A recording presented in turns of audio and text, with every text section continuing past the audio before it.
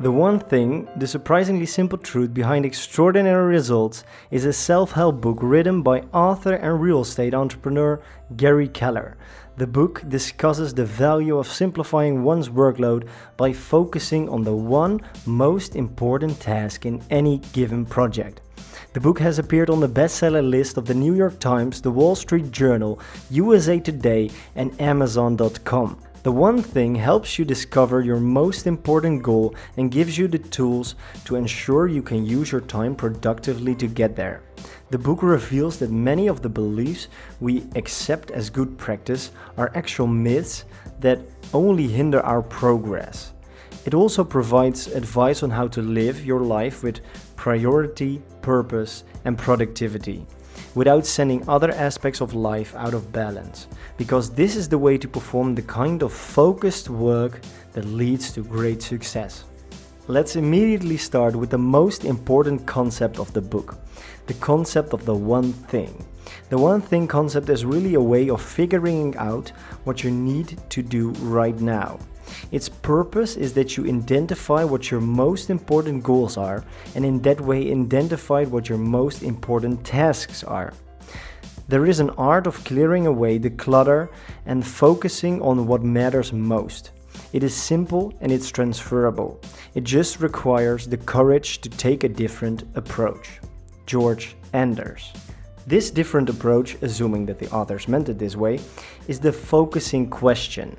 If you ask yourself this question, you can figure out what your most important things are, aka your one thing. And the question is, what is the one thing I can do today for your desire, such that by doing it, everything else will be easier or even unnecessary? To fully make this question a part of your life, you need to follow the necessary steps.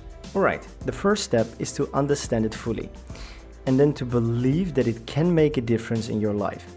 If you don't understand and believe, you won't take action. And as we have seen in other videos and we will see in next ones, action is the most important thing. So you need to completely stand behind the one thing concept and also, of course, your one thing. Next, use the one thing concept. Bring thought into actual practice. Ask yourself the focusing question as we've just seen, but it's worth repeating. What is the one thing I can do today for your desire, such that by doing it, everything else will be easier or even unnecessary? This is what you need to do, because knowing it is just the first step. Really doing it is the second. And the third one is to do it daily. Make a habit of this practice. Set up ways to remind yourself to use the focusing question. So rule number 1 is figure out what your one thing is so that you can do that. Next, I want to talk about time blocking, a very important concept that needs the necessary attention. And the author says that it seems that his genes more have in common with the tortoise than the hare. And he has a maximum on the hours he can put in, right? And he isn't able to work long hours over an extended periods and never wear down. The solution? Time blocking. And he had to find a way to be highly productive in the hours he can put in. Most people think there is never enough time to be successful, but there is when you block the time. Time blocking is a way of making sure that what had to be done gets done. And Alexander Graham Bell said, and I quote, "Concentrate all your thoughts upon the work at hand. The sun's rays do not burn until brought to a focus." End quote. Time blocking really ensures that you focus on your most important tasks. You block the time for doing the important tasks, and when you get these done, you are already productive. You save a lot of time by integrating this concept into your life. Time blocking makes sure that you have enough energy and centers it on the tasks you need to get done. It's productivity's greatest asset. Someone calls it also a hack, and productivity is the most important ingredient in becoming successful. So therefore, use this concept, integrate it, and make it a part of your life. Why should you do that? Because the author shares the story of his career, that the strange thing about his life is that he always have worked with people that were a millionaire or became a millionaire later on. And the most important fact he learned from these millionaires is that the most successful people are equal to the most productive people. For this simple reason, I always say to you guys to get your ass into action, because when you actually do shit, you are productive, and thinking about it won't make it so. So rule number 2 is time block your important tasks to get things done. The author found in his journey of his career that we as humans overthink, overplan, and overanalyze our careers, but also overthink our businesses and our lives too much. These hours, and most of the time long hours, way too long hours, are neither virtuous nor healthy for us. It only ensures stress or some kind of anxiety, and the key here is that we usually succeed in spite of most of what we do, not because of it. Most people make so many plans for their lives that is never going to happen.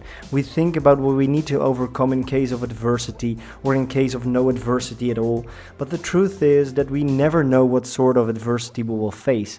And even though we know which adversity is going to happen, it doesn't mean that we also know how we are going to solve this.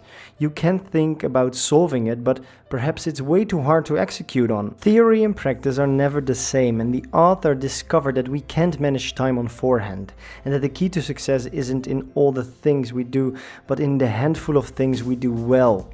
And he learned that success comes down to this: being appropriate in the moments of your life. You need to be able to say to yourself, this is where I'm meant to be right now, doing exactly what I'm doing. If you are capable of doing this, amazing possibilities for your life become possible. It comes really down to do what you need to be doing when you need to be doing it, and do it the best you can. That's the way to success. It's not glamorous, it's not secret, it's not very difficult to understand. In fact, it's really simple, not easy to do, but it's common sense, just logical thinking. But we are sold that it's not, because there is a lot of money in telling us that we are not pretty enough, thin enough, smart enough. Fuck that, you're the best, go do shit. Gary Vaynerchuk. So rule number 3 is don't overthink, define the one thing and do just that. And this, of course, takes a lot of self-discipline. It is actually very easy to do, but the sad thing is that it's also very easy not to do, which makes it a decision. And you have now a choice to do it or not do it. Pretty simple, right?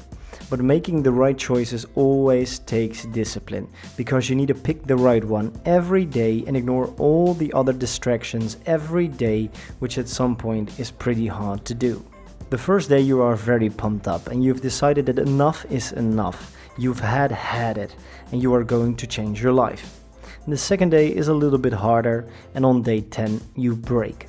So the point here is that motivation won't last. It will get you going, but eventually it will vanish. As Mel Robbins says, motivation is garbage. So you need to have the discipline to choose right every day. And I say every day because consistency is necessary for success. And you need to develop the habits of success. And it brings us on the following. And that is that there exists a myth around success. And that is that you need to be a highly disciplined person every day for the rest of your life. But the truth is that you don't need to be a disciplined person for so long to be successful. In fact, you can become successful with less discipline than you think. And this is for one simple reason. Success is about doing the right thing, not about doing everything right. You need to be a person of powerful habits and use selective discipline to develop them. The trick to success is to choose the right habits and bring just enough discipline to establish these. Just enough discipline to establish one habit. Just one. And then you go to the next habit, and on and on. Then you will reach your potential perhaps with less discipline than you thought. So rule number 4 is you just need discipline to develop the habits of success. To summarize, figure out what the one thing is you can do. Time block your important tasks to get things done. Don't overthink, define the one thing and do just that. And you just need to discipline to develop the habits of success.